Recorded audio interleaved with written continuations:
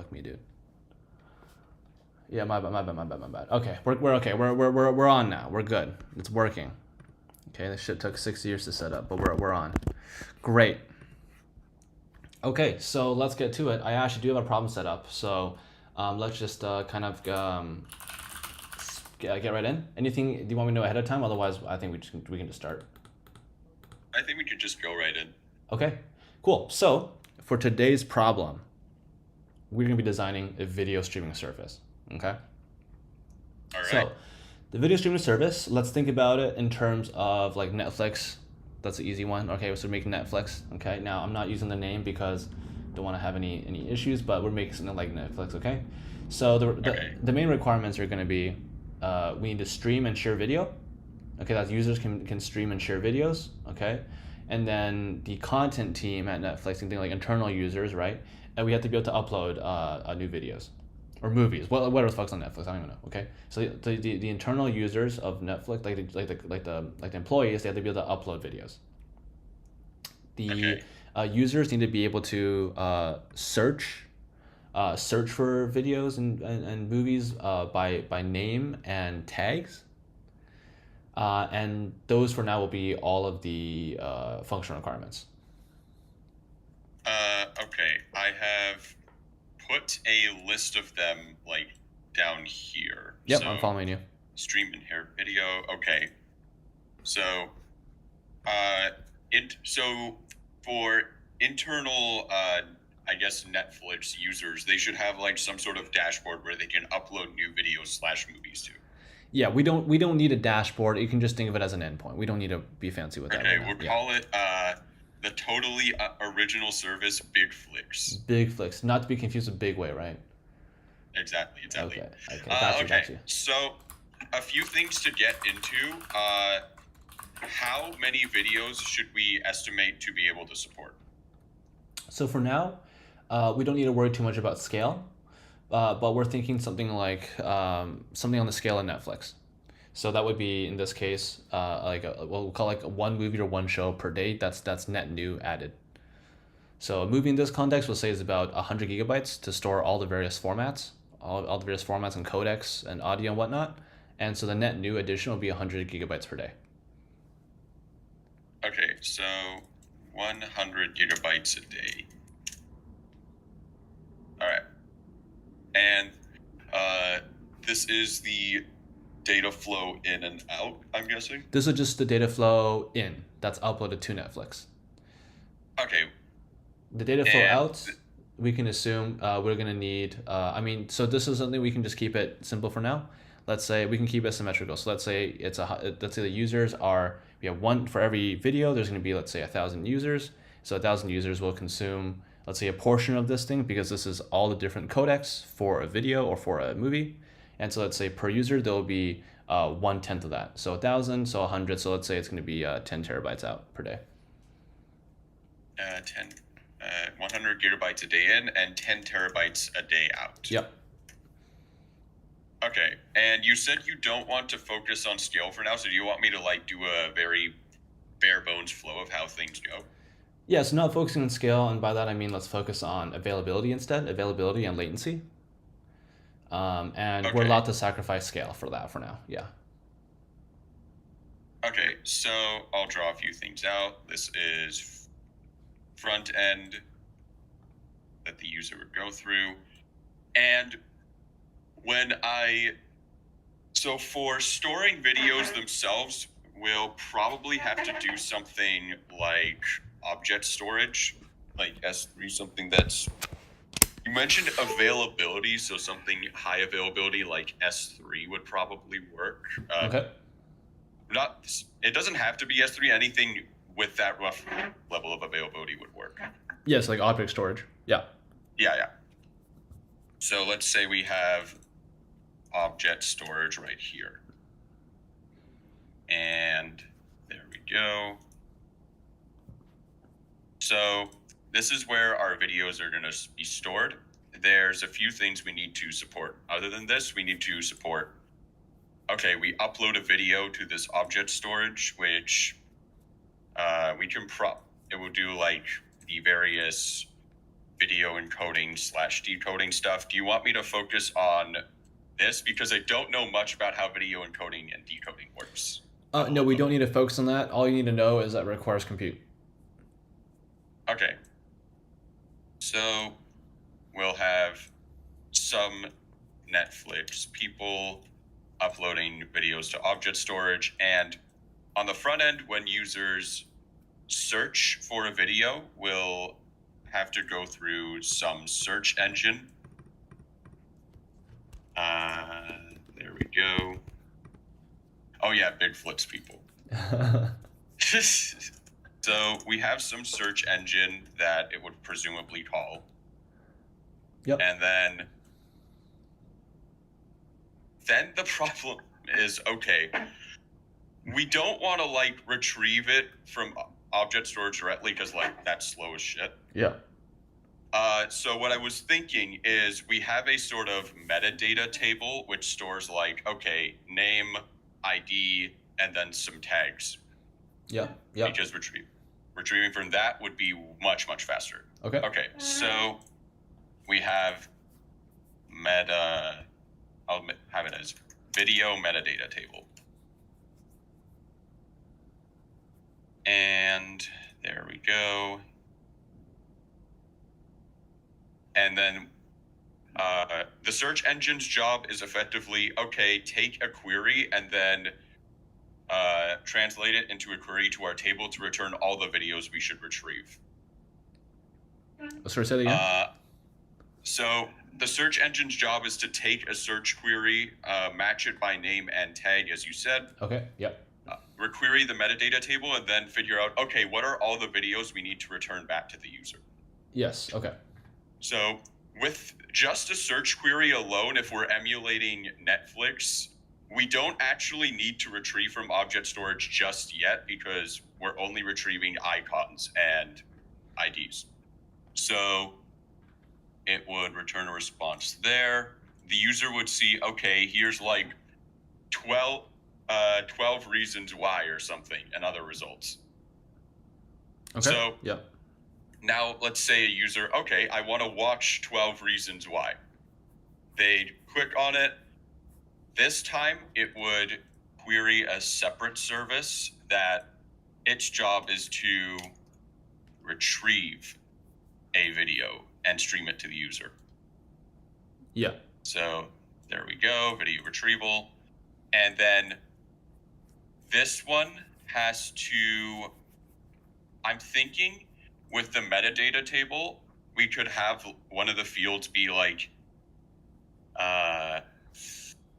because typically with object storage, we have buckets roughly, to use the S3 term, and then we have object keys. So I think maybe for simplicity, we could just have the object key directly mapped to its ID in the metadata table. Okay, sure. Let's say. So I want to just clarify something. So your object, can you tell me what the object is? Like it's a key to what? It's a key to the file that stores the actual video we want to stream. Okay, and how do you know which file it is? Because there is different, like let's say like resolutions of the video, for example. So how did you decide on that? Okay, so I think the way we decide that is we'd have like settings in the front end for, okay, you want to watch so-and-so video at so-and-so resolution. Okay. Sure. So I think the simplest option would be to just take a list of all the resolutions we want to support and just provide separate files for them. This doesn't scale too well in terms of storage, but you said not to focus on scale and more on availability. That's totally fine. I was just checking to make sure that we're clear on that. So we're saying we're on the front end request is that we're going to provide all the metadata required to determine exactly what file we need. Yes. Okay, let's continue. All right.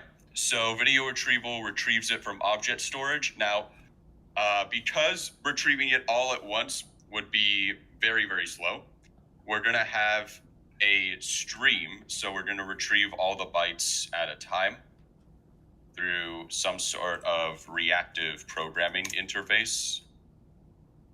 So what the I think most object storage methods provide us a way to stream bytes.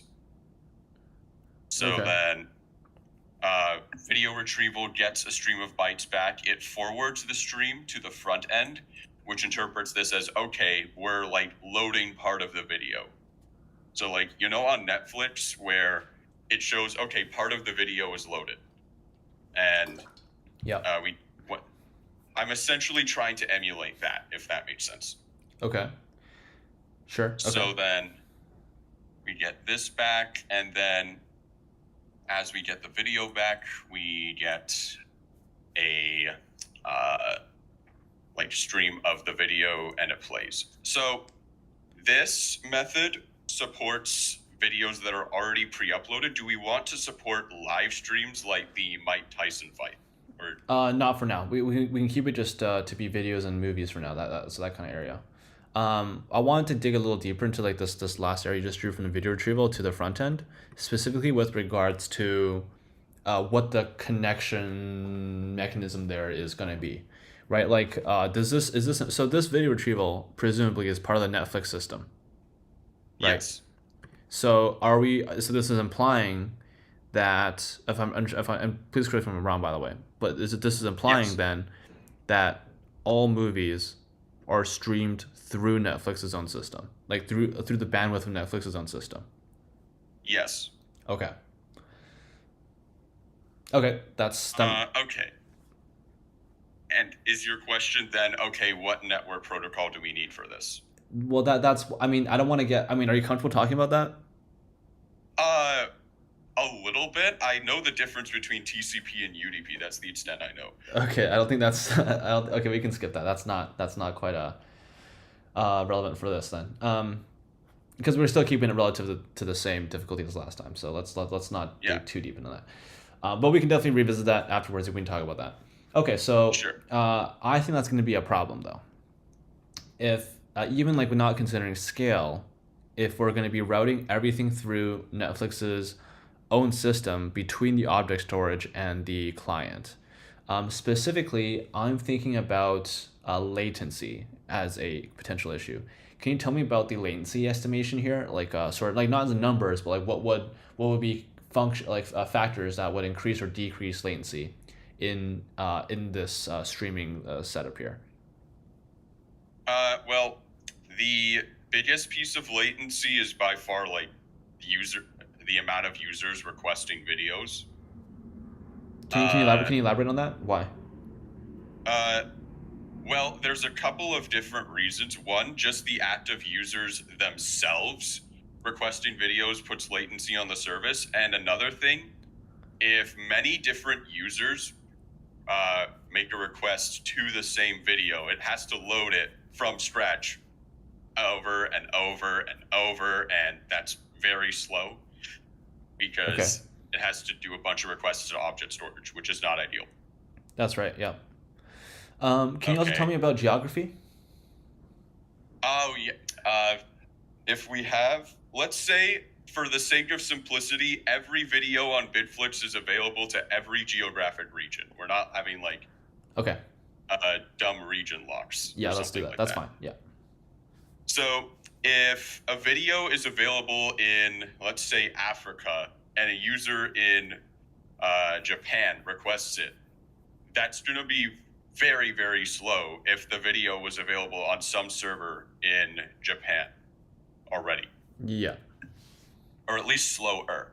So mentioning that, I think what we can do is have some sort of CDN, or not even, well, we could have a CDN for other static sites, but I don't think that's necessarily the best thing. We could have a distribution of different storage mechanisms for different geographic locations. So if, let's say we're on the front end, a user in Japan requests, then it goes to the video retrieval service. The service is like, okay, this user is located in Japan. Let's make a request to the service or the object storage location in the Japan region. Okay. Or let's say Japan 1 or something. And then object storage is like, okay, someone from it's the same flow as before, but we're keeping it geographically close. Now, this introduces a problem in availability in that what if the Japan 1 thing goes down for some reason?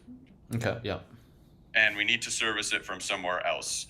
This is, as far as I know, this isn't too big of a problem to fix. We just order them by closest geographic region and then pick the lowest one that matches.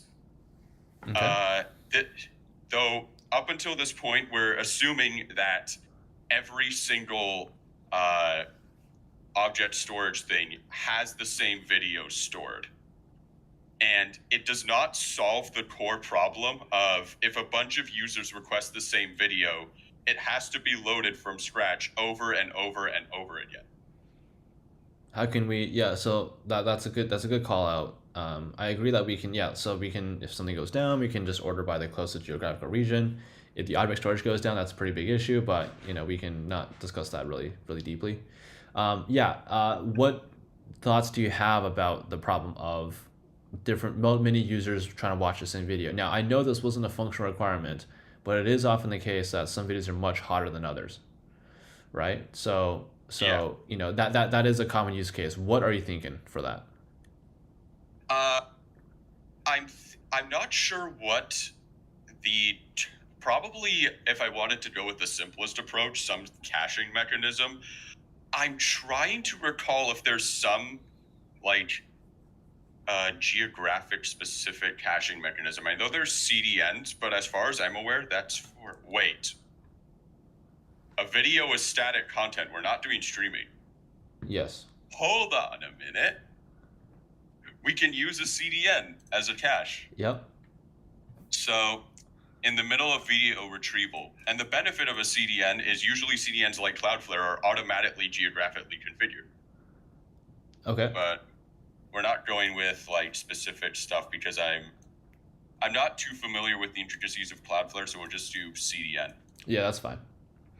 Okay. So video retrieval first tries to retrieve from CDN. If it's successful, okay, great. If the CDN does not have it currently, okay, then we can just load it from object storage as normal. And I'm going to adopt a slightly different approach for storage that is more lazy focused in that the CDN doesn't have it stored until a user specifically requests it. Okay. Though, does that necessarily matter is the thing, because you mentioned availability, but I think a problem with CDNs is they're not really meant to store a huge amount of things. Like, the storage capabilities of a CDN don't compare to like the object storage service itself. It's probably much smaller. That's right. Yeah, they are. So that assumption can't really hold anymore. But even then, we can still do the same approach. If a user requests a video retrieval service first queries the CDN. If the CDN has it, okay, it streams the bytes back. If the CDN does not have it, it retrieves it from object storage, and the flow is the same. Okay. Well, what if, okay, so let's add a slight functional requirement here, which is that some videos are vastly more popular than others. Okay, so or some movies, some content, some pieces of content are much more popular than others. So, and let's for the sake of argument, and of course this number is just arbitrary. Let's say for the sake of argument that the CDN can only store one movie at a time. Okay. Now, obviously it can store more, but just for the argument, let's say it can, because we can just change the numbers accordingly. So if it can only store one movie at a time, how should you decide what movie sits in there?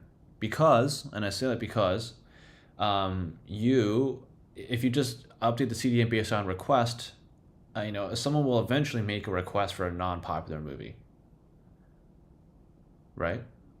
Yes. Okay, so assuming we only store one movie at a time, the simplest way is to track how many times videos are requested. Okay. And then store the movie in the CDN that is most popularly requested. Okay, so let's just say the video metadata table includes like a request count. Okay. Yeah. Okay. So then what? Okay. Well, then the CDN has to be linked to the metadata. Uh, has to be linked to metadata and say, okay, let's update the metadata table, and then query the table to say, okay, what video has been most requested, and then if it's a new video, then update the CDN to reflect the new video. Right. And this logic And will be controlled by what system?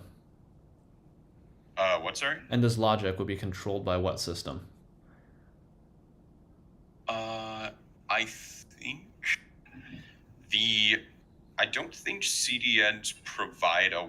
I'm not sure if CDNs themselves provide a way to support this sort of advanced functionality. If they do, then it would just go through the CDN. If not, we can probably find a way to do it through the video retrieval service. The video retrieval service. Okay. And then I don't think doing it this way adds too much latency. The reason being, if we need to load a video, let's say we need to update the video that's stored in the CDN. Yeah. We query object storage, get the stream, and then we have to say, okay, the video we just retrieved is now the most popular one. We've already retrieved it from object storage because we had to service it to the user. So then it's just a matter of updating the link to, or the byte content in the CDN table itself. Okay. Sure. So the video retrieval service, when it receives a request from the client for a specific video, basically, is responsible for updating the CD is responsible for updating the CDN. Assuming the CDN doesn't have the ability to do that itself, yes. Yeah, I mean, most don't, so they require external APIs for that. Okay. But I'm seeing a slight problem in that now there isn't a lot of separation of concerns in that the video retrieval service is now responsible for a lot more than just retrieval. Yeah, it is. Do you wanna do something about that? Yes, I do. Okay, so let's say we still have the CDN and everything else. We just need to add, some sort of updating service probably in between that. Or maybe not in between that. I'm thinking of like the best way to structure this, because let's say we add a separate thing, which is CDN update service. I think what we can do is have the video retrieval service concurrently send requests to both the CDN service itself and the CDN update service, so that they're at most, if the CDN update service somehow takes longer, which it most likely won't. Yeah. So, like, let's say it doesn't. So the latency is approximately the same. It's just we're now have a new service for exclusively updating the CDN, and we can scale that as needed. So now we have a bit more separation of concerns in that the only job of video retrieval is to retrieve a video, and if it needs to do anything else, it defers to something else. What's the return arrow from the CDN update service to the video retrieval supposed to represent?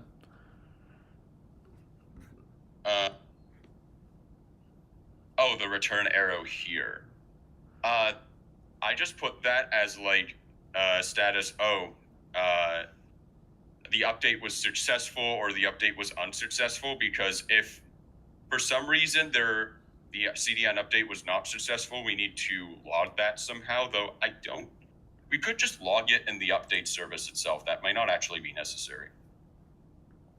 And it would probably be better error handling to log it in the CDN update service logs. Yeah, that sounds reasonable, yeah. Okay. Let's see. I'm looking at this. This is okay, but I've noticed something interesting. Uh, there's a unidirectional arrow from retrieval to update in that the video retrieval produces an event to update the CDN, and then the CDN update is like a consumer of that event, if that makes sense. Yes. So what I'm thinking is to try and decouple them a bit more, we can put some sort of message queue in between them. Okay, let's see it. Mate. All right, so video retrieval, when the CDN needs to be updated, then would that require that they be done sequentially? I'm thinking about that. So thinking through the flow, user requests a specific video, it goes to video retrieval. Video retrieval says, okay, let's retrieve it from the CDN. CDN gets it through, and then we have to send a message to the update service. I don't think they have to be done sequentially. Wait. Okay, slight issue possibly. If the video, let's say they're done in parallel, video retrieval retrieves from the CDN, and then for some reason the CDN is updated before the CDN has time to return a response. I'm thinking if that's going to be a problem. I don't think it will, because if there is an update, we're going to be servicing, like if there's an update to the CDN for the most recently requested video before it's actually returned, if anything, that's arguably better because it's going to load faster. So I don't actually think that's an issue. Okay.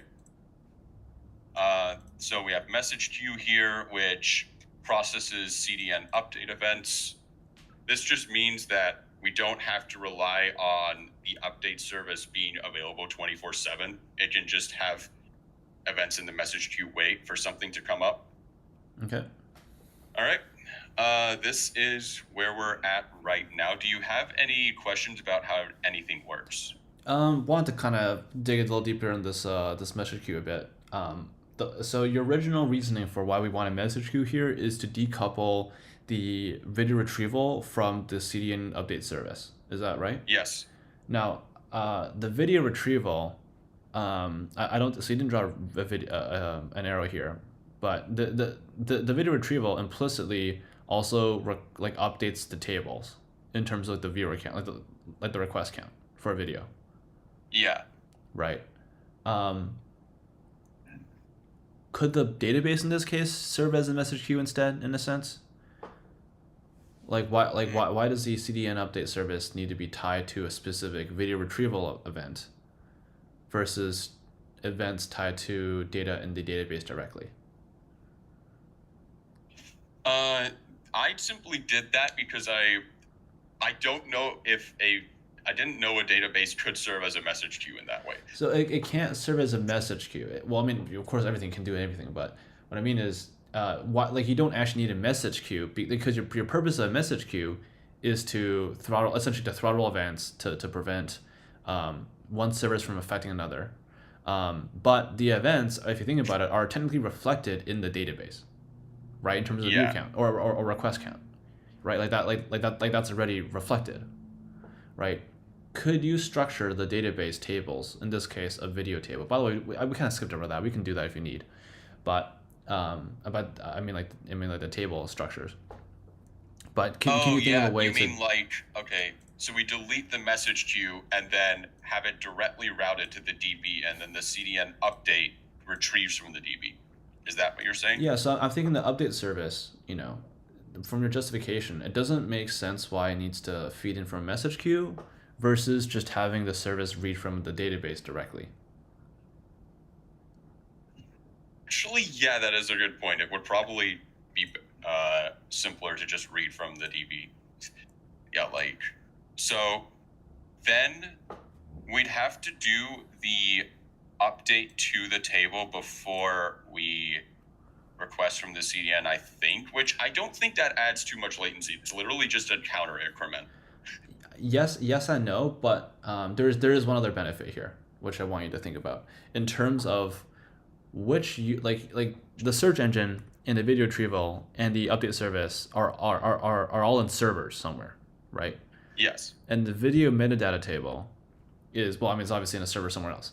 But I want to think about which, like the geography, the scope of users, and the benefit of being able to be the single source of truth for updating the CDN service.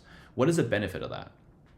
Because one property of CDNs, which you didn't mention, but I will say here, is called content thrashing, right? So content thrashing is when you change out the content of a CDN so frequently that you don't actually end up benefiting much from it, because there's too much diversity in content to cache, because updates are happening to it too quickly, right? Because you keep in mind, when you upload something to a CDN, it's a process. It doesn't just immediately become like all 100 gigabytes are immediately available, right?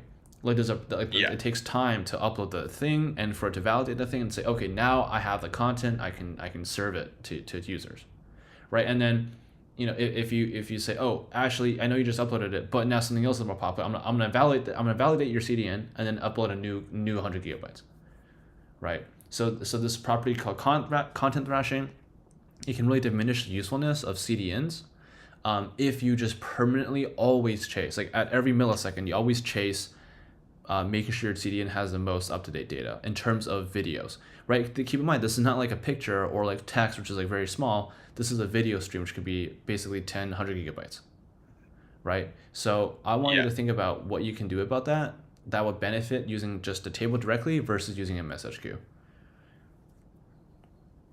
Okay. So with content thrashing, then if we're constantly updating the CDN, then the time required to update the CDN, if we're just doing one movie at a time, it's going to be updated very frequently, especially as times spike. Especially if we do resets occasionally on frequencies, because we can't just do all-time frequencies, because that's going to lead to dethroning problems. Yep. So assuming we do semi-frequent resets of the counters, and there's a lot of fluctuation, which with a video service, there is going to be a lot of fluctuation, the CDN can reasonably be assumed to be reset very, very, very frequently. Mm-hmm. So if that's the case, then it may end up being that the benefit of the CDN doesn't actually outweigh the extra cost of using one. Because like CDNs at scale, it's not just a time thing, they're expensive as fuck. Yeah.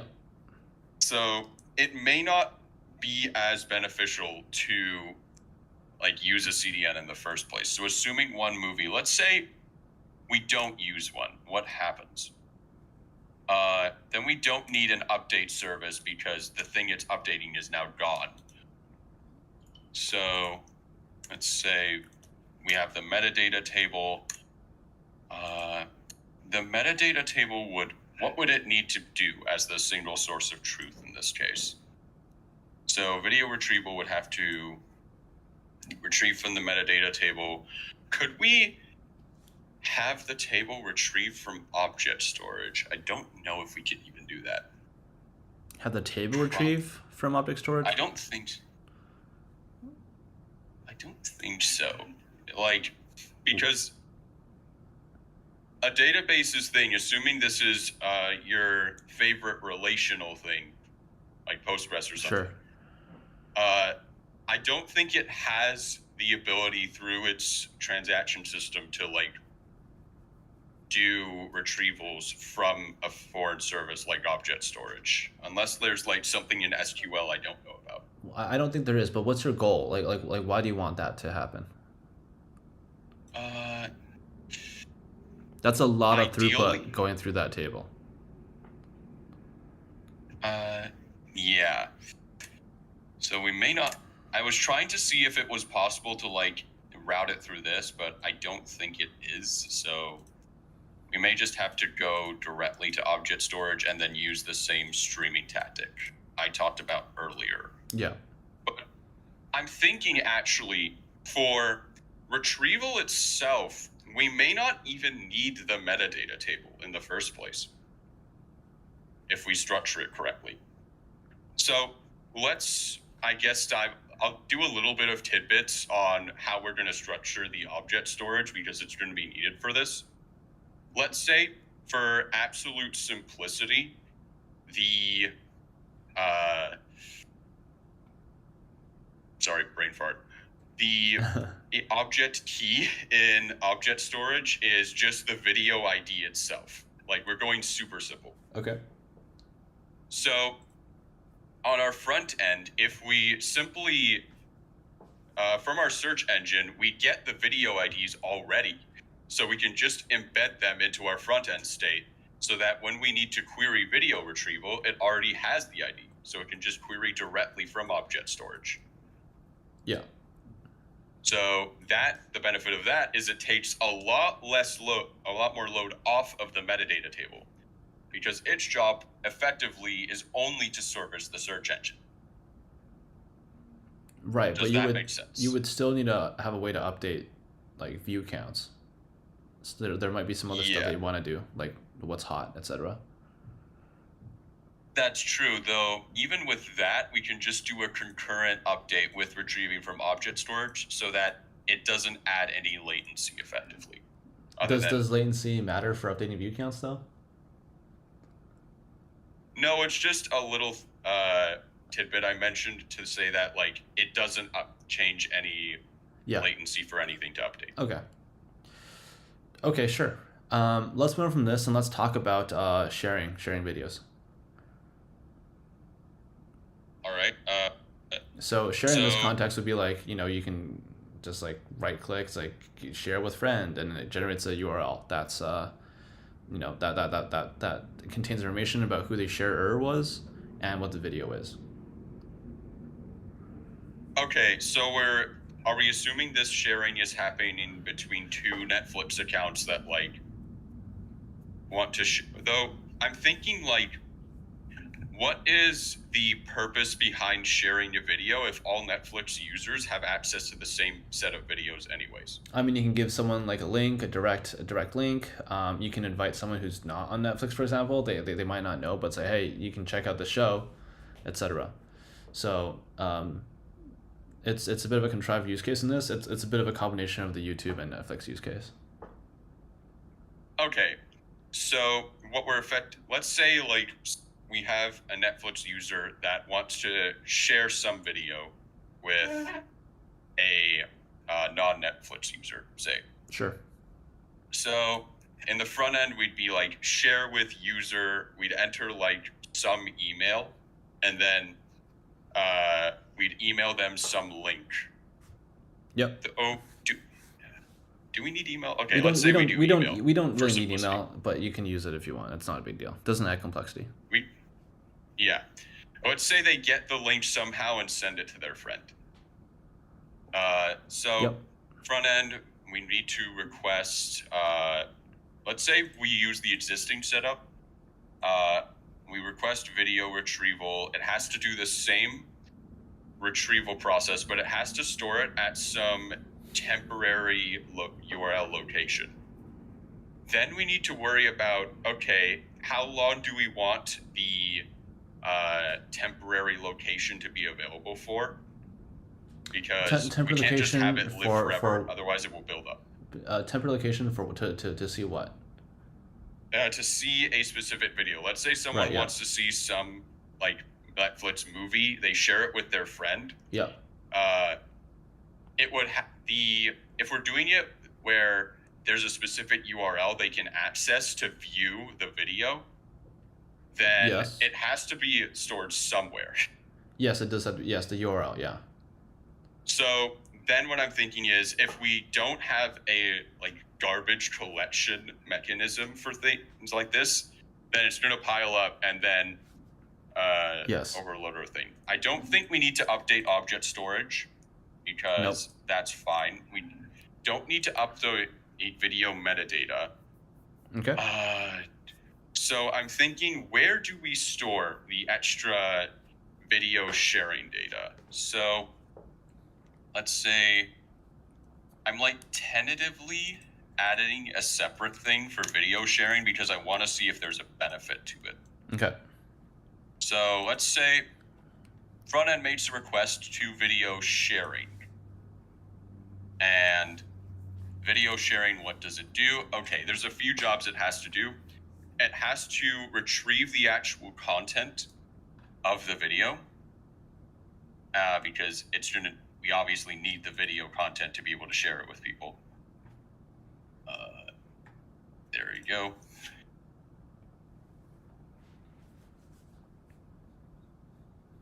That is a very bad arrow.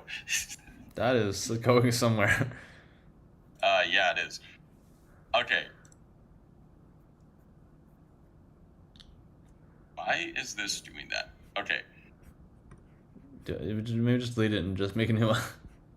Yeah, that's probably the best option. I'll just do that and then delete that. Okay. So video sharing gets the video. Now it has to make some temporary location that can be accessible. Okay. So let's say we have to have some, I think, table for storing temporary locations because I don't think video metadata has to be associated with sharing data outside of like maybe a foreign key link, but other than that, probably not. So let's say temporary locations table, just so we can manage it. The only reason I have this table in the first place is for some garbage collection service to later say, okay, for temporary locations older than say 8 hours, just delete all of them. Okay. Because I don't know if there's a wait. My brain is cooking. I just like remembered something that's like really useful for this specific case for expiries. So Redis, our good old friend, Redis. Okay. The reason I mention Redis is they use something internally called the SS table, and they're able to use the SS table to order things by timestamp. Okay, yeah. Now, if we can order things by timestamp, then it's very easy to delete all the things older than 8 hours because it's like, okay, sort by timestamp beyond some cutoff that we can determine in application logic, just delete everything. Yeah.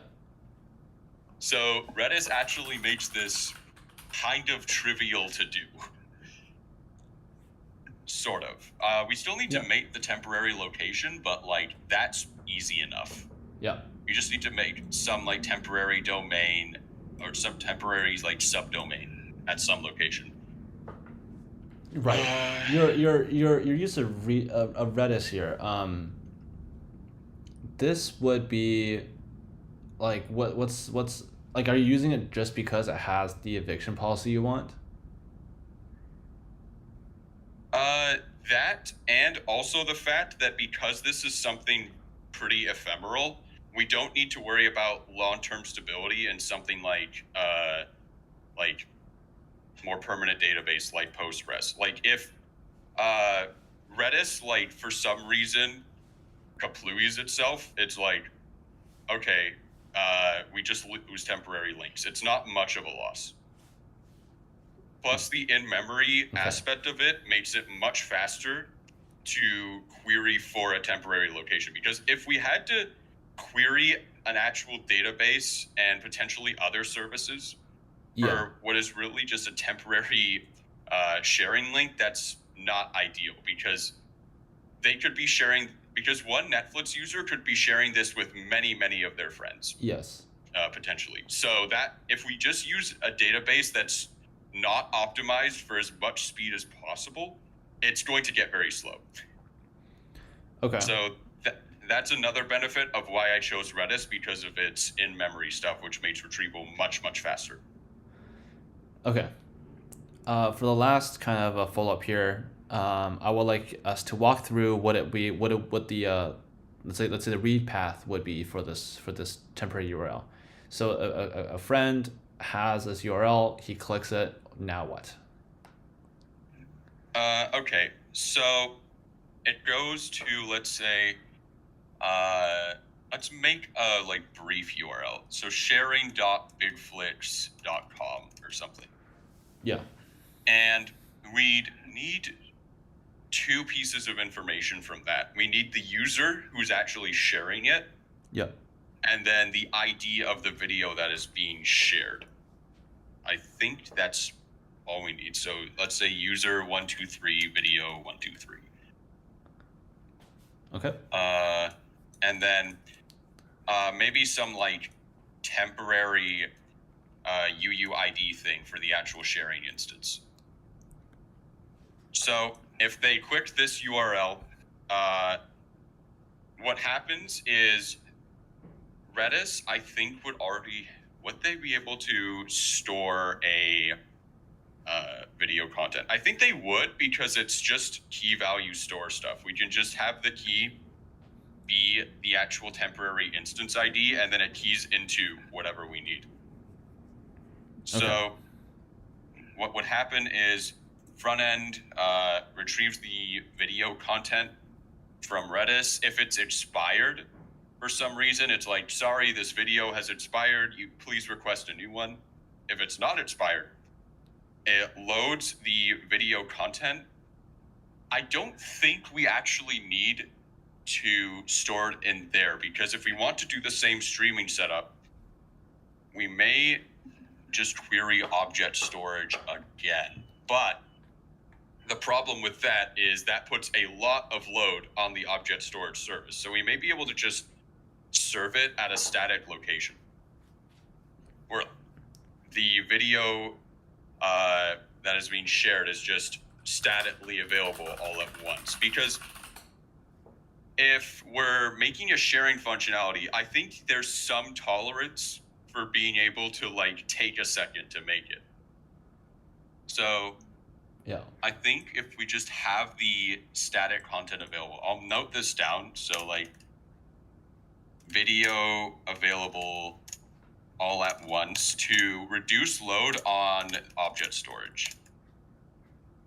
Because unlike with the previous scenario, there isn't as much of an incentive to live stream the video in real time. And even if we wanted to do that, a bunch of people making requests to it would put a lot of load on object storage. So I'm going to opt to just have it loaded all at once.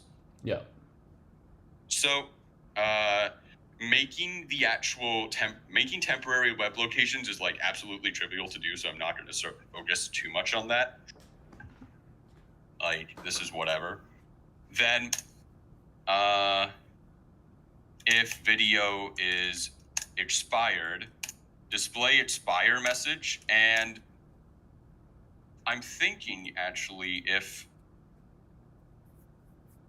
let's assume reasonably that the cleanup happens reasonably fast so that there isn't any inconsistency. I think this would be it. We just retrieve temporary location at some web location. It would have the video content statically stored so that it can just be available all at once. And then they just watch it and have their popcorn. I think that's it. Okay. Do you have any questions about how anything is set up? Yes, I'm gonna get to that, but that's realistically what you would have time to say. So let's get to that. How do you feel first? Let's start with that. Much better than my last one. I stopped. I think I tried to lean towards over-engineering less and only introducing things if they were absolutely necessary. That I probably fumbled a bit with the message queues, as I was like, asynchronous event thing. Maybe we can like optimize this out, because that's the most common use case I've heard of with message queues. I think another place I kind of made a mistake is I didn't see immediately that a CDN would probably fuck itself. It was just one thing, because that's effectively a cache with one cache slot, and it's going to get constantly invalidated, especially with fluctuating use times. So that was, I think, another major mistake I made.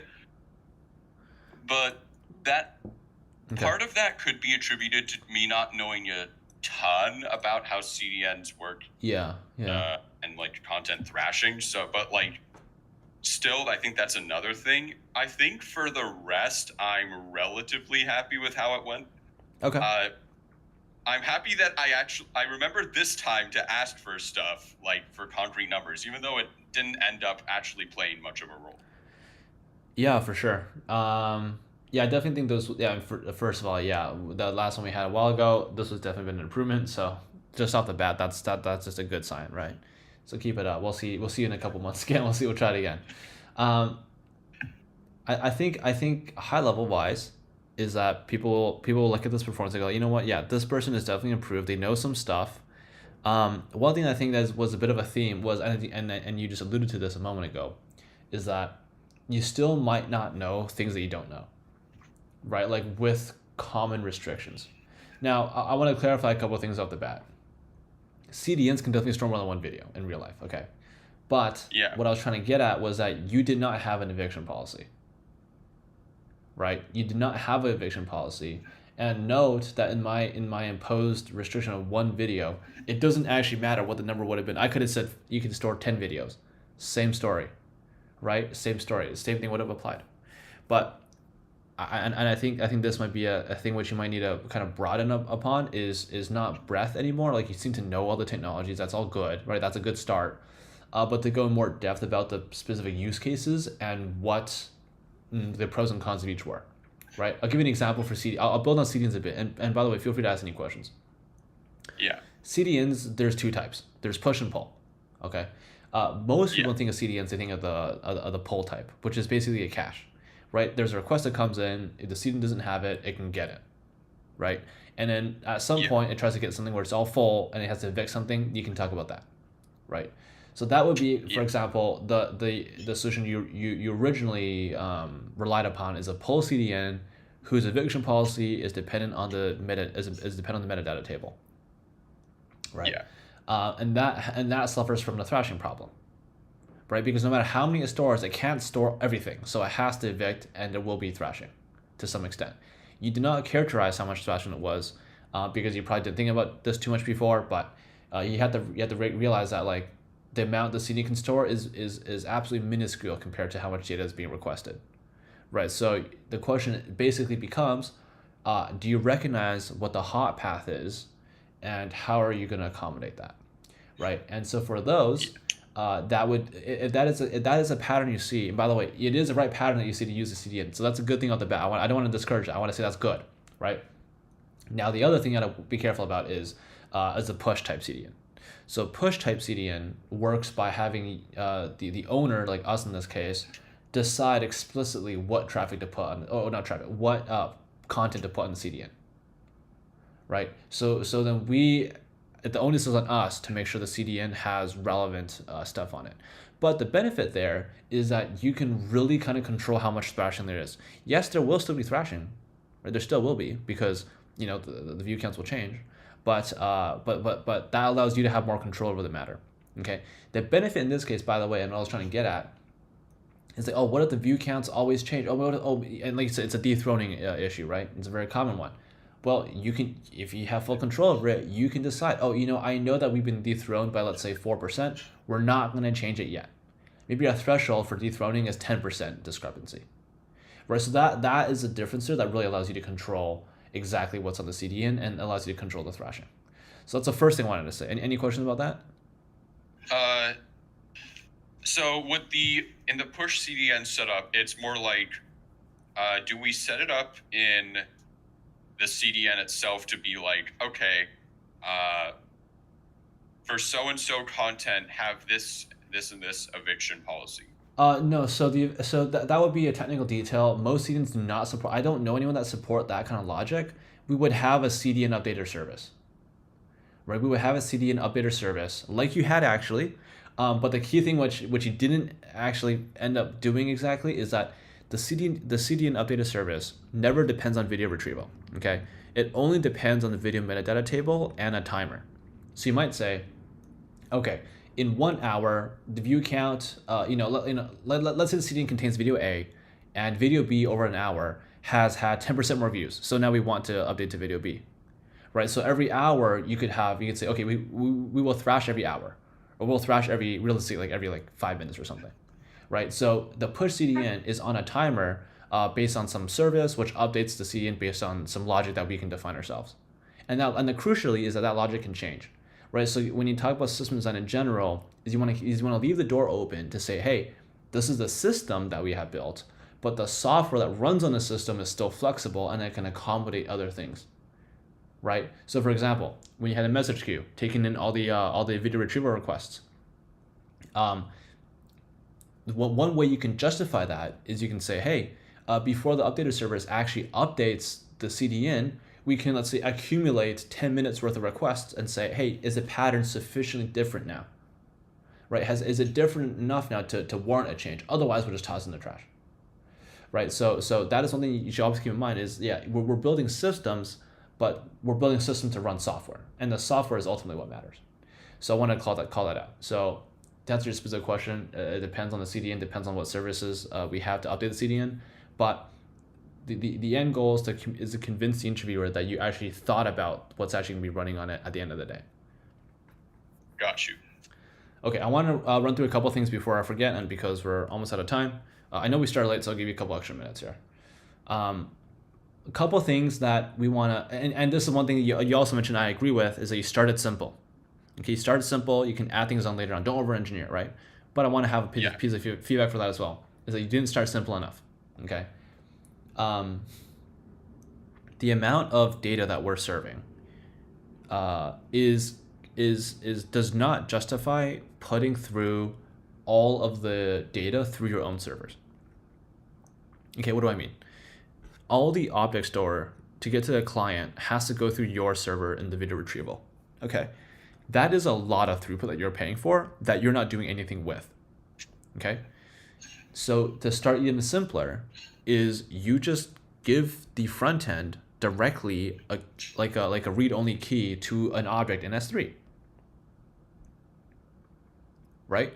That way the client can go directly to S3 and it doesn't need to go through your servers. Right? Start with the absolute bare minimums and then say, okay, this is absolutely the bare minimum. And then you might mention things like, oh, the downside here would obviously be that we can't do data analytics on that. We can't do, for example, the client wants to, for example, oh, suddenly, the Wi-Fi dropped now, or the Ethernet dropped, now their Wi-Fi, now the internet's slow as fuck, now they can't watch 4K, right? They can't do anything about that because they're going to be buffering forever, right? So there's going to be downsides there. But again, start with the absolute simplest and then build up from there, right? Okay. So that's something I want to see more of is think even simpler. And you don't even have to draw it out necessarily, but just start talking about it. Hey, we can just use like pre-signed URLs in S3, start it real simple. We only need to store URLs and we just give it to the client. The client can do it with themselves, right? So that's something which most interviewers would expect you to at least begin the problem with, right? Or if you start with something a bit more complex, like you better have it together, right? Because otherwise it's hard for you to make comparisons and for you to make judgment calls, right? Yeah. And then the last thing I'll say is about the link sharing with Redis. I personally, I didn't think Redis was super well motivated in this context. I think you had two main motivators, and let me know if you're wrong about this, but this is what I took from it. The first thing was it had a preferable eviction policy. It's very easy to configure the kind of eviction policy for that. That's true, but that's not really a point, to be honest, because like other data, like let's say you just use a SQL database that's ordered on like creation timestamp. That's the same difference, right? We have an index on like creation time, like by day or something, right? And then if it's more than 7 days old, you can flip a boolean and just throw those in the trash. So I don't think the index, I don't think your the justification for Redis is super complete because you didn't compare it against a comparable non-Redis solution, right? And the second, I think, motivator there that you mentioned was because of performance. Performance, yes, Redis performance is much better than anything else because it's RAM-based. But again, I don't think that was super well motivated because performance is not a requirement for URL fetching, right? The bottleneck for performance here is going to be the network time to get to Redis and the network time to get from Redis back to the client, right? That is going to far supersede the performance savings from like a SQL, like a Postgres query versus a Redis query, right? So I think those two motivators probably weren't very well thought out, but at least you were correct in describing some characteristics of Redis. So I don't think we would have lost all the marks there. But just be aware of that, right? And for example, a follow-up question there would have been, okay, what if we had a lot of URLs, like a lot of them? Now everyone's sharing. Now a huge thing's viral, like Mike Tyson's fight's viral. We gotta share that, right? Then your Redis will be very, very expensive. Cool. Yeah, because then we're storing a bunch of stuff in Redis, which isn't good for a lot of storage. Yes, and it's also not easy to hook into for horizontal scaling. But that's a different story. I don't expect like people. I don't expect like new grads to understand like horizontal scaling in that regard. So I wouldn't take marks off for that. But yes, I would. Another thing is like that it precedes the fact that it's hard to scale Redis, like across machines. Okay, that's kind of the bulk of the feedback I had. Anything that you want to talk about last minute? We got 3 minutes, let's say, at 1:10.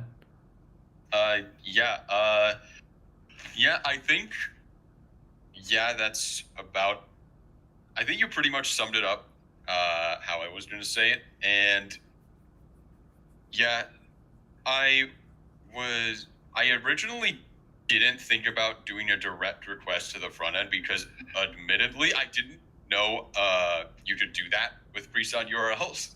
So that's probably another, point of feedback for going into more technical depth with stuff. So that is I mean, like in the industry we kind of say a joke, right? Is you want to offload as much responsibility as possible to AWS. Your entire goal is to have no servers and just let AWS handle everything, right? And so I mean, while that is a joke, it does have some validity, which is that when you want to keep things simple, keep things small, keep things fast, do as little as possible, and always ask yourself, can AWS do it instead? Can they do it instead? Right? So that's maybe a bit of homework for you, is to do a bit of exploration for like S3 and for DynamoDB and for like maybe a bit of networking stack, maybe CloudFront, for example, CDN, right? So maybe you can kind of go in there and see, hey, what sort of features are supported? What do I expect that is here? What do I expect that is not here? Maybe does GCP have it instead, right? And what did I not expect that is here? So that's maybe a bit of homework for you. Okay, and you said this was an improvement. How much of an improvement would you say it is? I mean, that's not easy to quantify because we didn't test the same things, right? Yeah. I'd say the main improvement here is the mindset of starting simple, don't over-engineer, and to ask the interviewer more to help you decide what to do. So I think the most improvement here was process-based, right? So you were more effective in getting more done in the time that you were given, and being able to provide like being able to tailor, at least fit the requirements that the interviewers laid out. So I think that's the main improvement here. Next time I would like to see more technical depth here. I mean, frankly, it's hard to prepare for all the different shapes of problems. Like last time we asked something completely different, right? So this is again different. But this is the thing, is that the reason these interviews are really popular and people ask them at the, especially mid levels and above, is because you can't really quote unquote study for them. Like these are mostly concepts and requirements you gain from experience of actually using the technologies. For example, if this interview was, for something, it doesn't matter what, if I might have chosen to drill down on a specific service instead. For them, this one I kept at a high level. We didn't talk about any service in particular, right? But for example, I could have drilled down into the search engine, right? How are you doing search? What technology is backing the search? Oh, you're using Elasticsearch? Tell me about Elasticsearch, right? Why are you using that? Why not OpenSearch? Why not hosted search, right? How are we gonna do the tags? Are we gonna do tag matching, heat matching, user matching, geography matching, right? So we can go into more detail there. So there's infinite detail that you can never really get through. But I think what you've done is right in that you should focus on the process first, and then get experience as you work, which will fill in the gaps for a lot of the issues that you had today.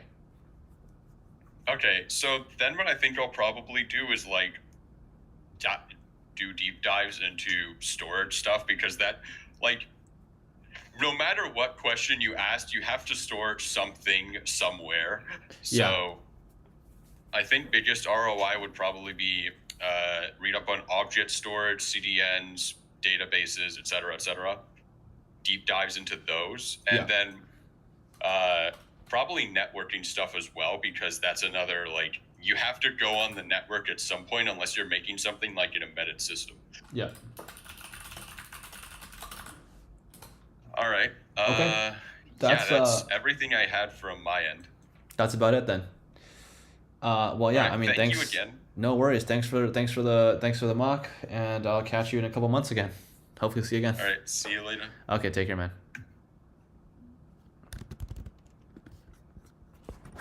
All right, guys. We are going to, what the hell's my email? Oh shoot, give me a second. We're moving to resume reviews now. After I figure out what my email is. I am on my main email? Yes, okay. I'm using my laptop today because I had issues with my microphone. So I am just gonna be using a new setup here, which is fine. It gets the job done. Okay, anyways, yeah, I just posted the submission link in chat. Feel free to submit. We'll go through those. Let me see, where's my spreadsheet? Here it is. Wait, which account is it on? Is it on my main thing?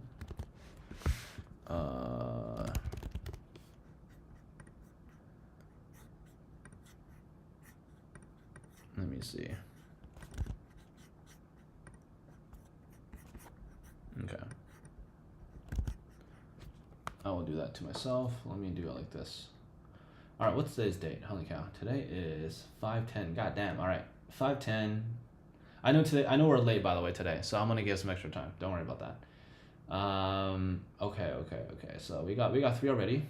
Let's go ahead and get those running.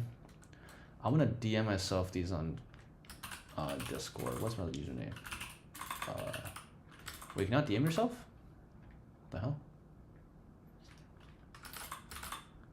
What the fuck? Okay. Give me a second, guys. That is a new setup here. I gotta figure shit out. Let me see. I will use.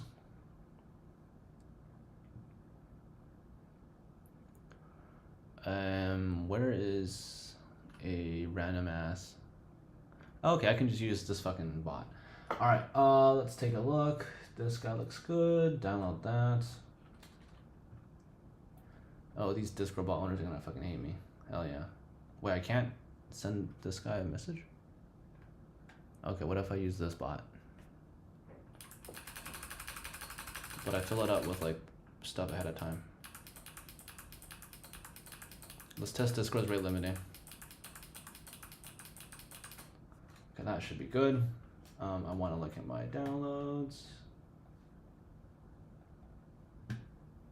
A file.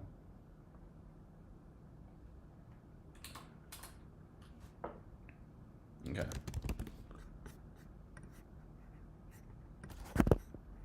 All right. So, oh, that's not the right. There you go. Copy image. Let's see. Let's use this area here today.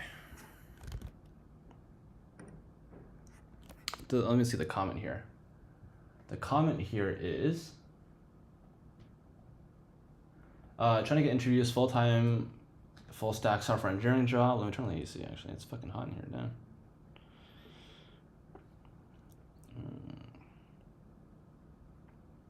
Okay.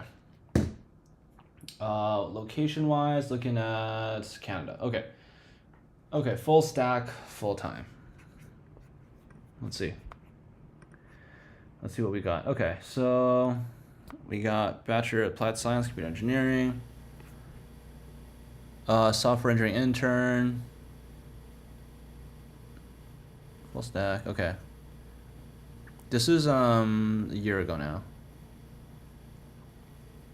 4-month internship.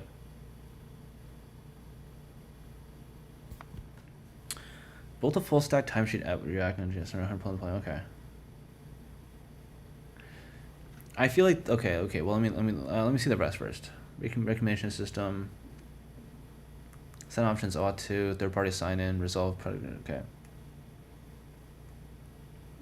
User response time 40% WebSockets. Okay. API stuff. Email traffic. Interesting. Automated tests, API endpoints. Bugs. Okay. Content management system for engineering student data. Okay. Commitment to accessibility standards. Okay. Okay. Project Spotify to MP3, your places. Okay, skills. I will split that.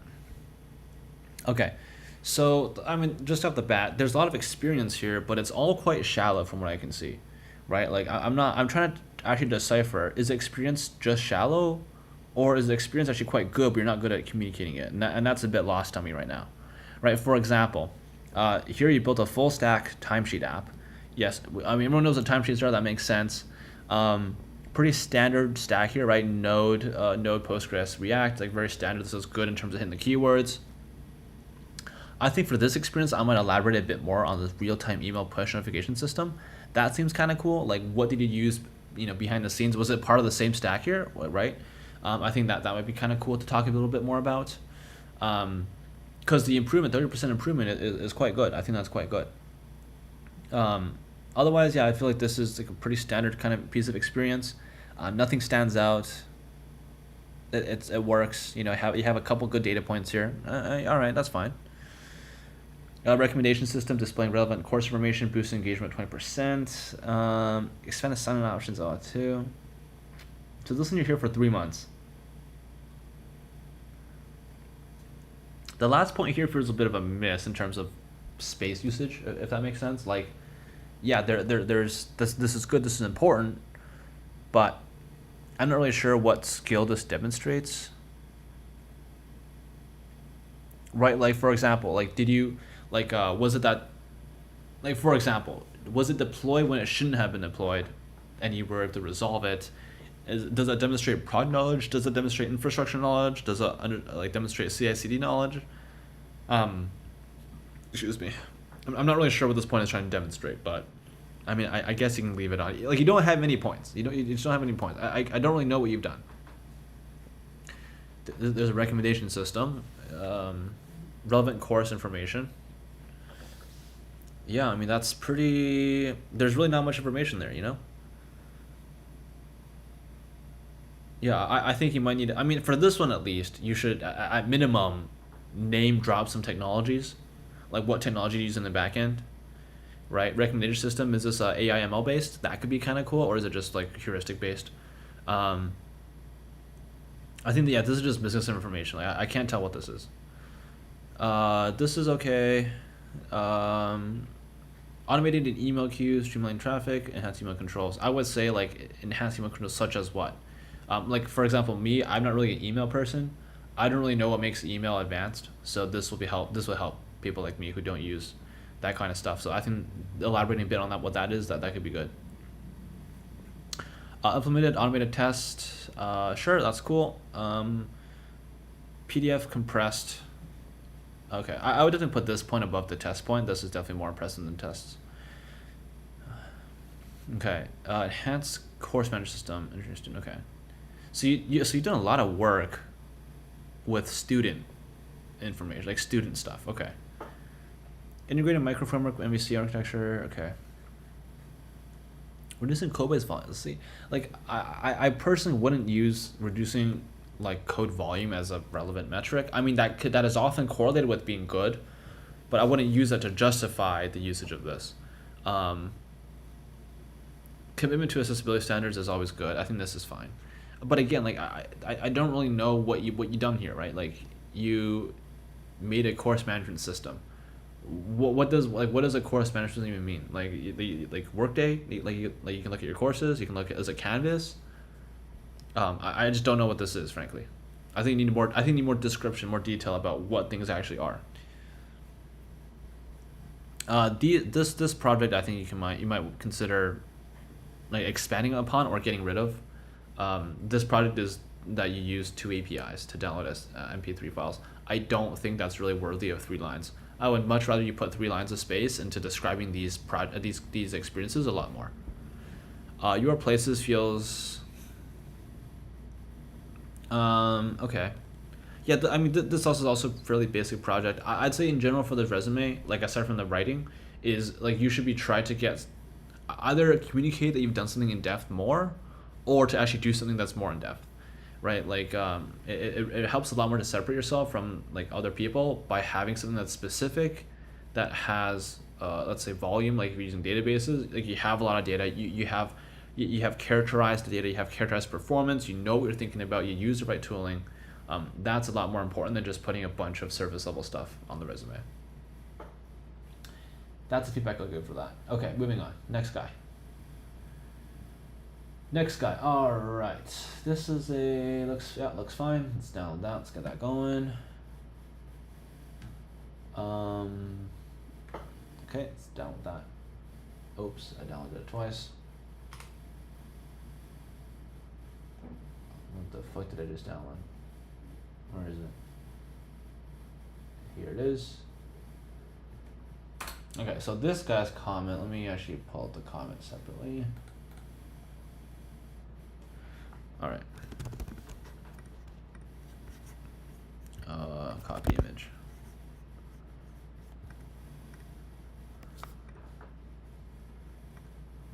Okay, so this guy's comment is, I'm going for robotics, software engineering internships. I've begun gaining an interest in machine computer vision and the intersection with robotics. FYI, the repeated bullet points are just to see how much space I have to work with from our current role. Okay, that makes sense. Do you think the formatting is okay? Thanks. Okay, let's see. So, okay, yep. Oh, look at that, lowercase. That's huge. I mean, to be fair, someone who works in if you work in computer vision, I would expect you to know to lowercase those. Okay. Yep. Okay, let's go through it. So, Waterloo here, some real time. Yes, this is a relevant course. That's relevant. This is not relevant. This is probably not relevant. Okay. So this is your present. This is your, okay, so this is incoming. Yeah. Just some room there. Yeah, that's fine. You can fill it in. Okay, research. So this is right before that. This is right before that. This is basically before that, like a summer across. Okay, and then this is a term before that. Okay, cool. Okay, that's pretty strong. Let's take a look. Working with blah blah control. Okay, good summary points. Develop Thomas, right? Okay. Integration location, light bulbs. Okay, I don't know those terminologies, but that seems relevant. Develop and tested. Okay. Build Docker containers. Okay, cool. I would say for this point specifically, now this might not be criticism. I don't really know this very well, but if these technologies are like well known and like people know like what level they're at, I think this point is pretty good. Now, if it's also the case that people don't know what like crazy fly drones are, you might want to dive into a little bit more, talking about like specific work that you've done, like what were some issues, like what did you overcome having to develop those or to integrate these systems together. I'm assuming that these are all like well known in industry, so I'm going to leave it at that. I think that's fine if the case, but if it's not, you might want to elaborate a bit more. This is I do also acknowledge it's a research role, but it seems like this is more like a development kind of thing. So less theoretical and more practical, which is good for if you're going for like experience.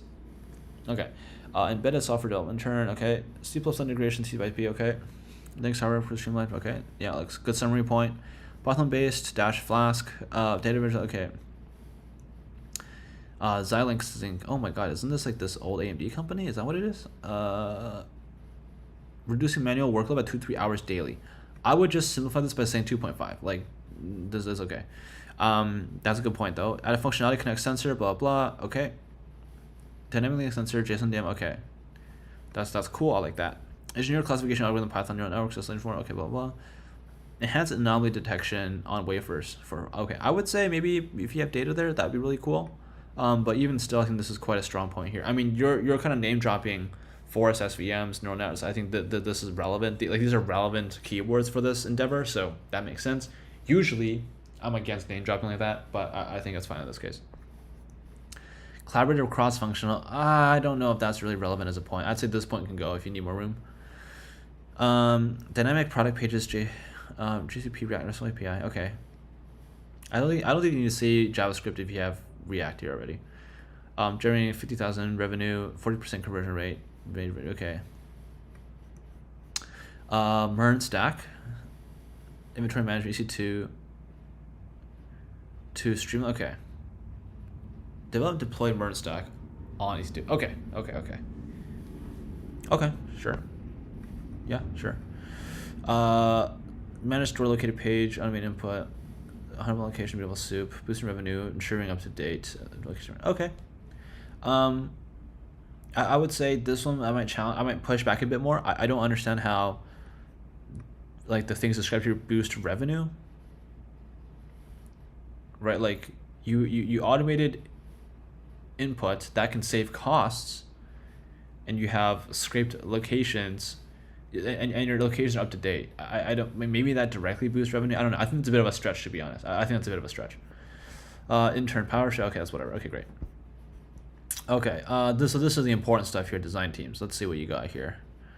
Firmware models in C. Okay. This is diabetes neural network to predict diabetes features. Okay. Real-time OS, SNC, C, functional twinning. Okay. Yeah, I think the complexity here does match up with the space being used here. I think that's fine. Languages: Python, C++, CMake. So CMake is a language? I guess it is technically. Yeah. Singular, Docker, Scikit. Here's Scikit. Okay. Gazebo. Okay, I don't know what these things are. Oh, oscilloscope. I know that one. Okay. Formatting is fine. I think this is fine.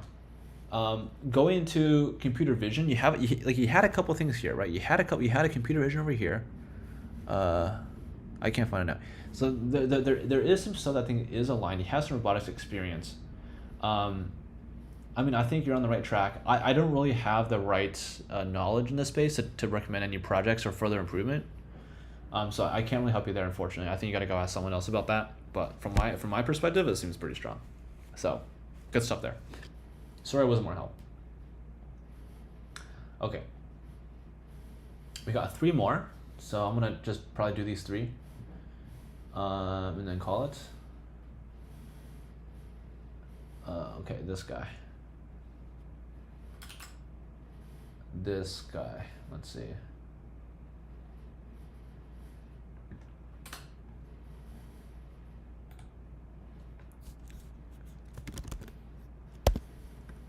All right.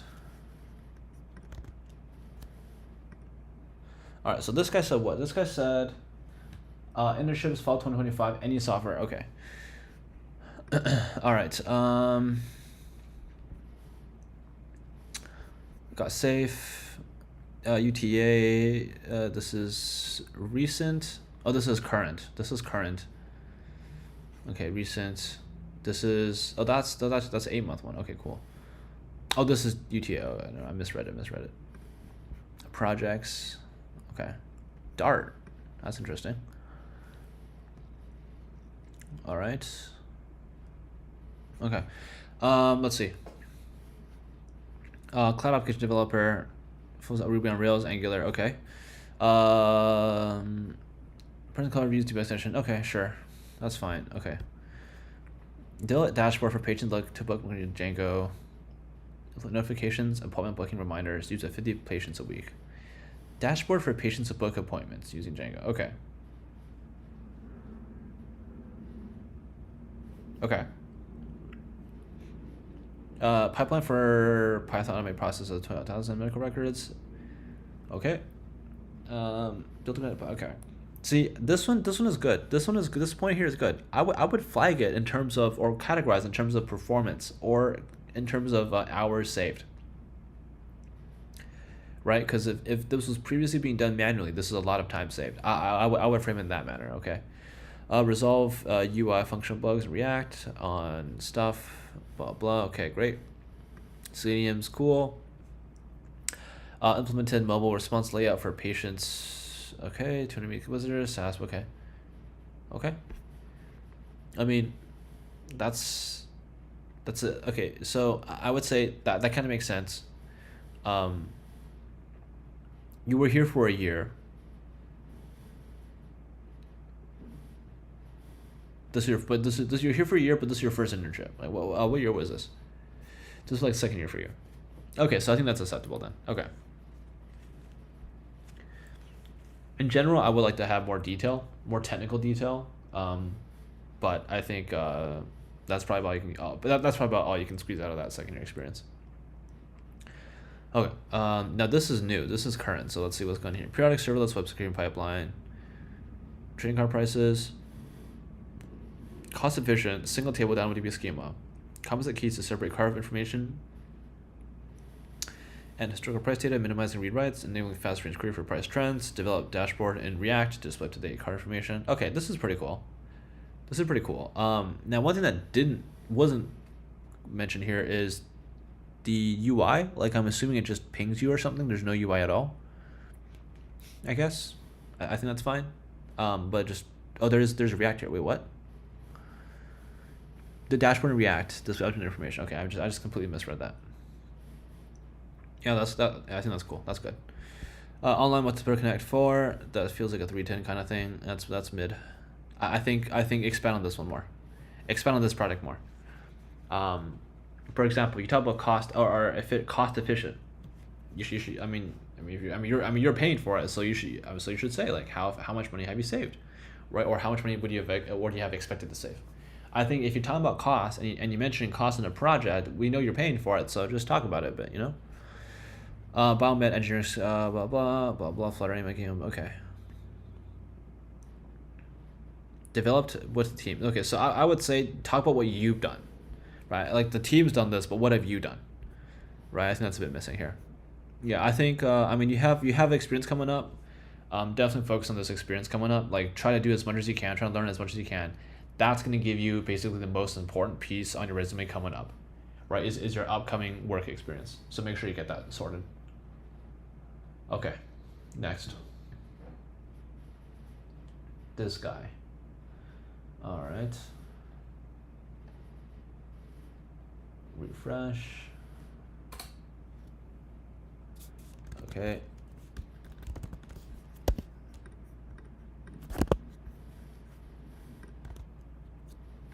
All right, so this guy's comment is, take a look.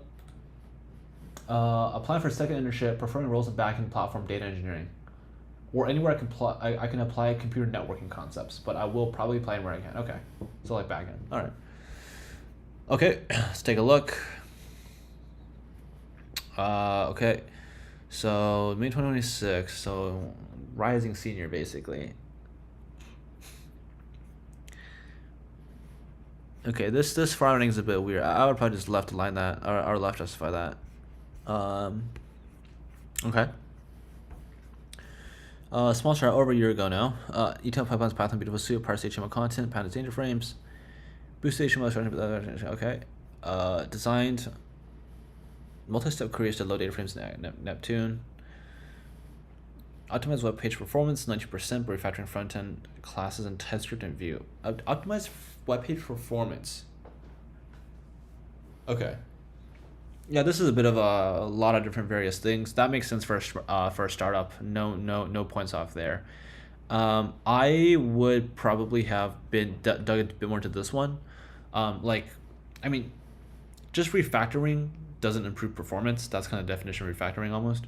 But I would talk about specifically what characteristics did you target, what patterns did you target, what specific slow loads did you target, those kind of things. Now I don't know Vue well enough to comment on that, but I feel like there's definitely more technical depth to be had here. Okay, this is projects. Are they dated? They're not dated. If you only have one experience, I would say, and it's a while ago, I would say you should date your projects so that the interviewers or the recruiters know what's the most recent stuff you have. Okay, self-hosted web infrastructure VPS, built deploy secure multi-service environments on Azure.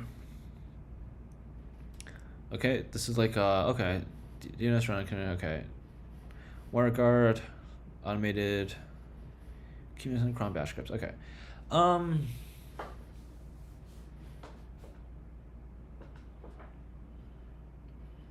Okay, this is not... preferring roles in backend, platform, data engineering, and computer networking. Okay, so in backend, platform, and data engineering, the networking that's being applied is not stuff like configuring Cloudflare, right? Like just so we can, just to establish the expectations there. That's not the kind of networking that people will be using in those domains.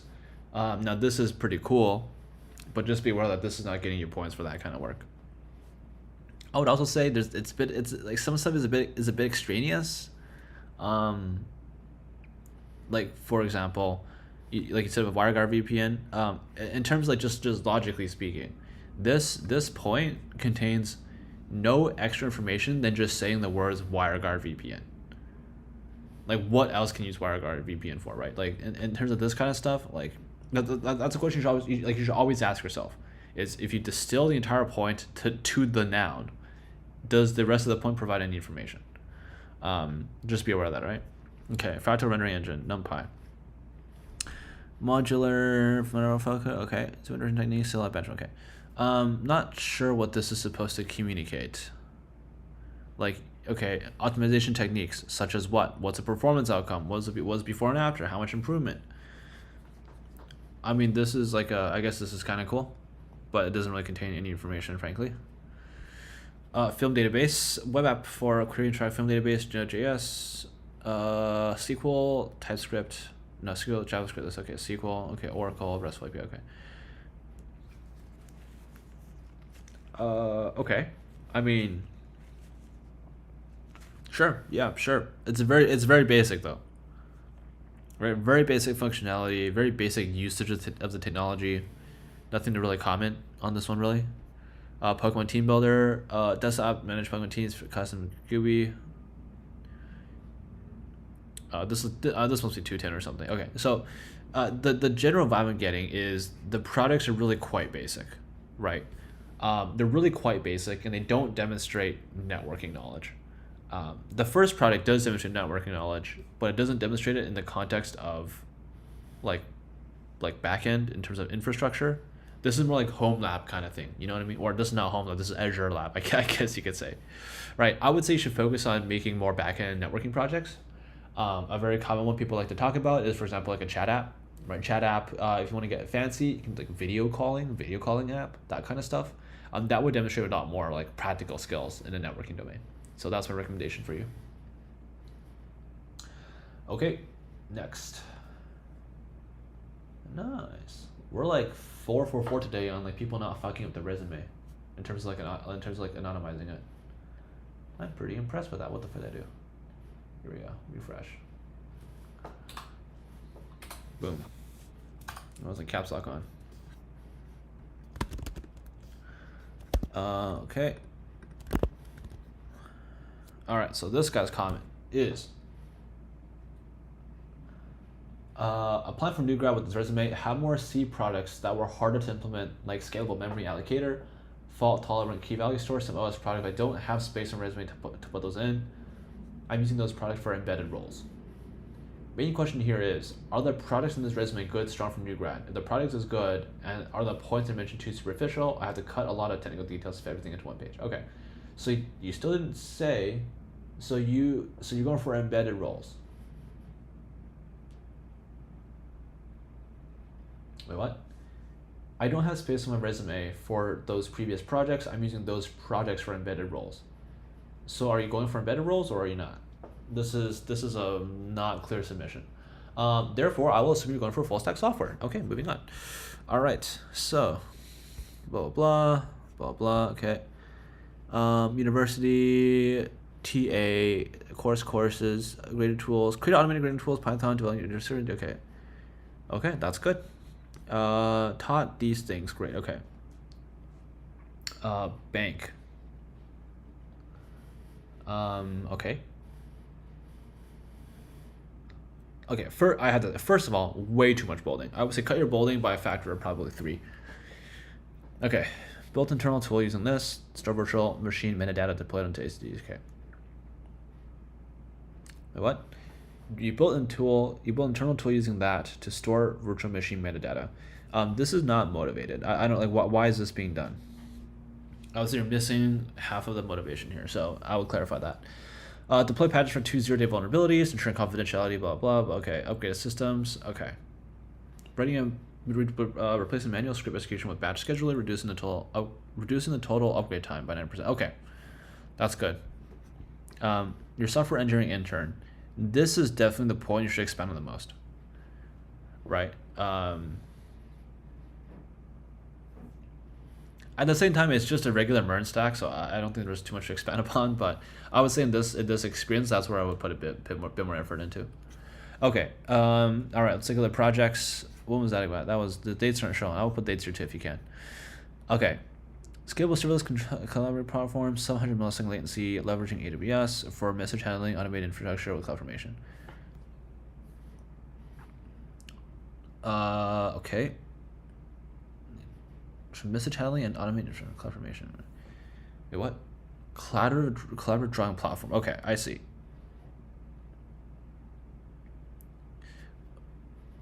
Wait, I'm confused. So you built a drawing board web app, right? Or what? I still don't know. I still don't know what this is. Drawing plat like for like visual drawing, like Excalidraw. This is the entire point here is about. For some reason we have messages, which is kind of weird, and you deploy it onto AWS using these technologies. I don't see anything about drawing here, to be completely frank with you. I don't know what I'm looking at, and there's no front end technologies listed, so I'm a bit confused. Scalable URL shortener, okay. Distributed multi-threaded URL, what the? 4 compute nodes, reverse proxy bounce loading, okay. Requests per second, okay. A real system, Flask and Redis caching, cassandra persistence, Docker Swarm, latency buffer over 30%. Okay, this is fine. Like a pretty standard backend kind of project, that's fine. Q&A platform, Q&A platform, Express.js, React, okay. Responsive UI, React UI, Crimson Components, Reddit Q&A, Collaborative, okay. Build RESTful, okay. So this is the kind of thing where you just want to put like a URL there, right? Like make the text blue, put a link icon, like let people see for themselves.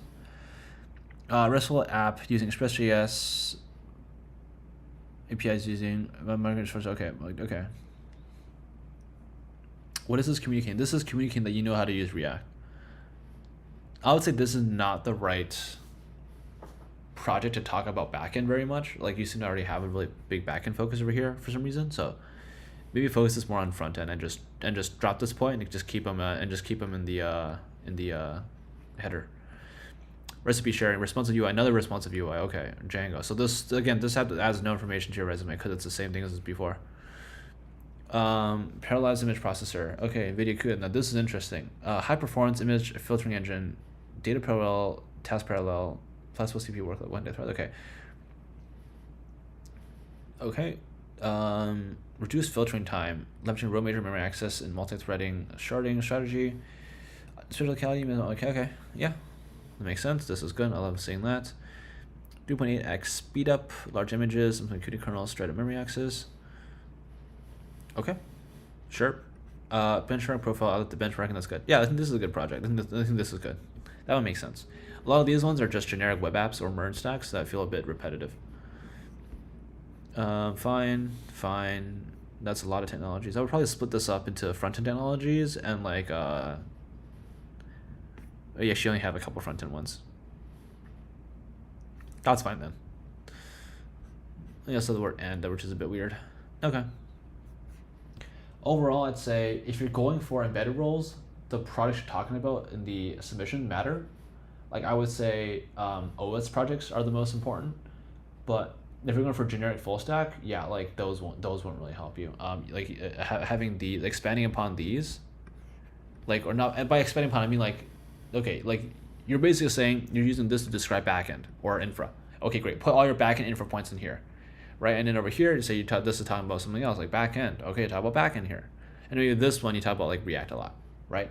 So focus on, you can either choose to focus, well, you've chosen to focus, so that's fine. But then in the points where or the products you have React focus or front-end focus, actually dive into that and talk about that a lot more. Okay, last one for today. Let's see, what's this guy got? All right, let's have a look.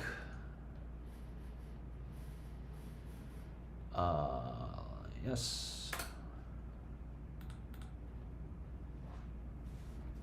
Okay.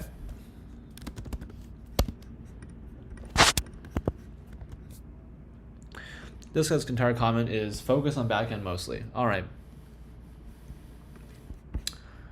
2026. Okay. Go line. You can just put go. That's fine. Express. Gin Flask API, okay. Okay. Building IAM infra. Okay, go secure block. Okay, sure. That's ongoing. You can just keep that going. That's fine. Developed internal CLI to enhance application deployment in front of engineering privileges. Okay. Set up time by automated set pipeline configuration. Okay. I can believe that. I can believe that. Yeah. Auto documentation site builds 22%. Get partial cloning. I can believe that. Created error checking tools in React rendering life cycles, cutting bug UI diagnosis at the time. Okay. I would elaborate on this, right? Like what tools? Enhance a product scaffolding CLI with monorepo support by automating cross-product. Okay. That makes sense. Sure. This one feels a bit out of place with the other ones being like a DevOps related, but you weren't a DevOps person, so this is fine. Yeah, very loose leaf. Okay, interesting.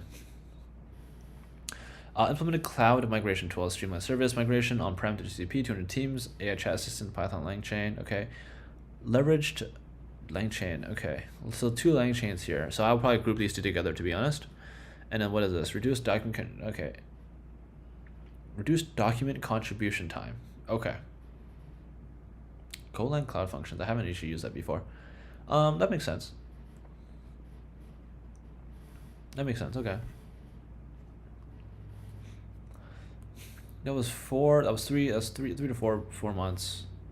Okay. Yeah, I would like to see more depth in one of these points and to list all the stuff at the surface level. I mean, the surface level still doesn't tell me anything, really.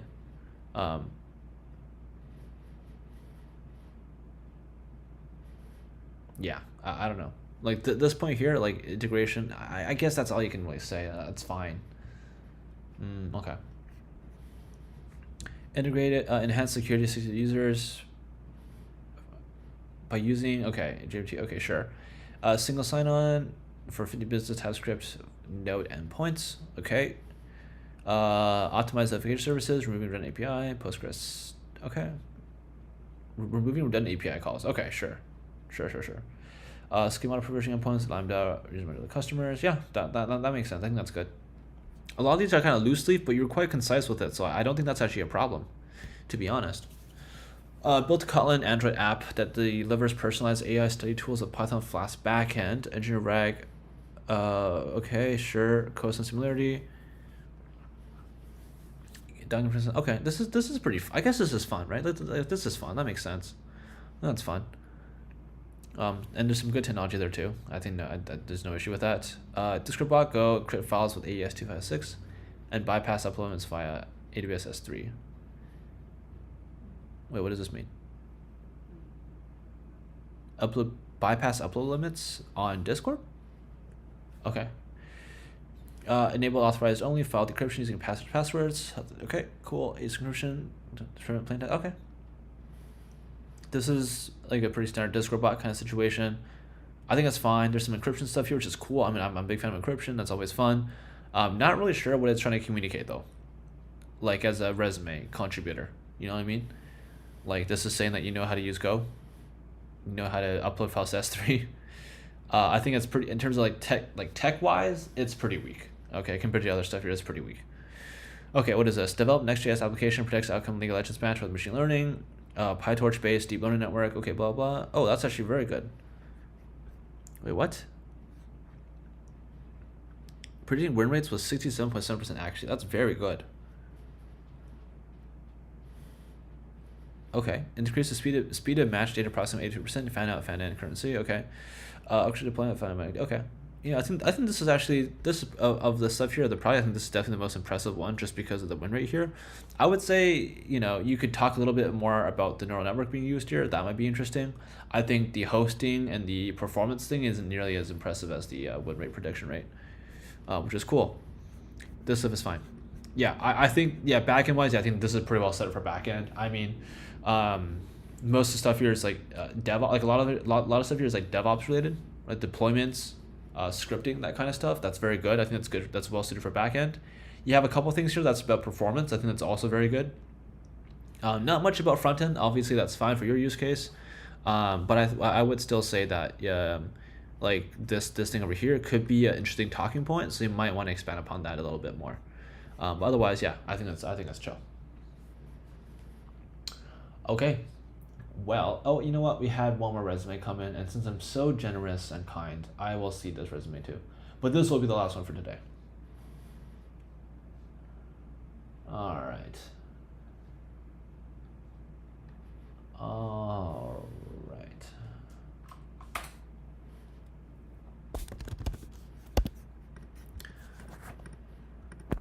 Oh, didn't do that. There we go.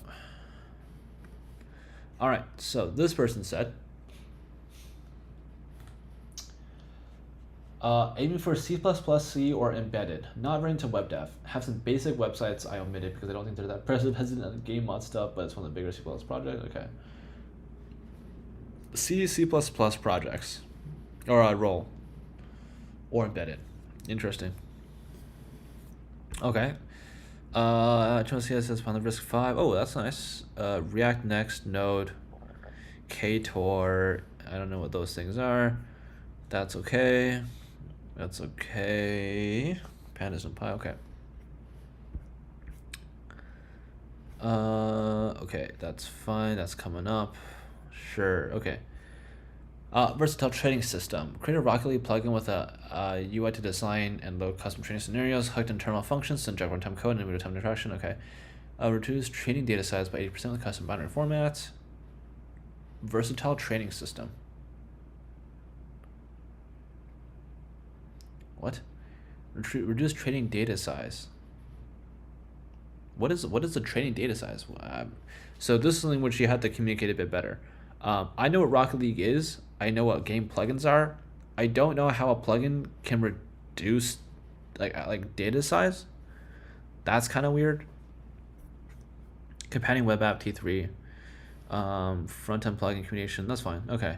I mean it's fine, but just clarify what's going on with the data size. Like what data is there?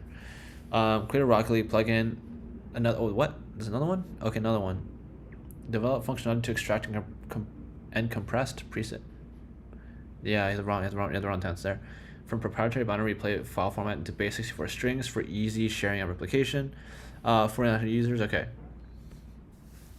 So one thing here that's missing from both of these projects is I don't know what you're coding. Right, like I don't know what goes into plugin development. So for example, this one, like you made a plugin, I don't know what that is. Like presumably it's a C++ plugin. Is it just random C++ code? Like, is there any, like, you know what I mean? Like, there's no GitHub here. I can't look at that. Oh, there's a GitHub. Oh, there's GitHub over there. I would put the GitHub over here as well. If you're willing to link the GitHub, just put it over here. And he made a web app with T3, which is cool, I guess. All right, this one, you're leaning a lot more on, like the back end, which is fine. But again, like, I don't know is this good? Is this impressive? Like, I mean, I can't tell you. I have no clue. Pure Sound. Okay, Android app. Download and play off online media content, including entire playlists with background playback support. Implemented this functionality to process media links and extract content for local storage, offline access. Integrated RoomDB for efficient local storage. I've never heard of RoomDB. Okay. Supporting playlist creation. So again, if you're using adjectives like efficient, you should be quantifying that. I never heard of RoomDB. It might be efficient. I don't know. Maybe it could be, but I don't know what it is. So you might want to quantify that. Enhance user experience, Jetpack Compose, modern UI, Bluetooth media controls, etc. Okay, that's fine. That's fine, but I don't think an Android app's going to help you in C++, and embedded roles. To be frank, so if you have more experience in that regard, I would probably put that here. I don't think this contributes to that kind of goal, to be honest. RISC-V disassembler, C, translate machine code, human assembly. Okay, that's good.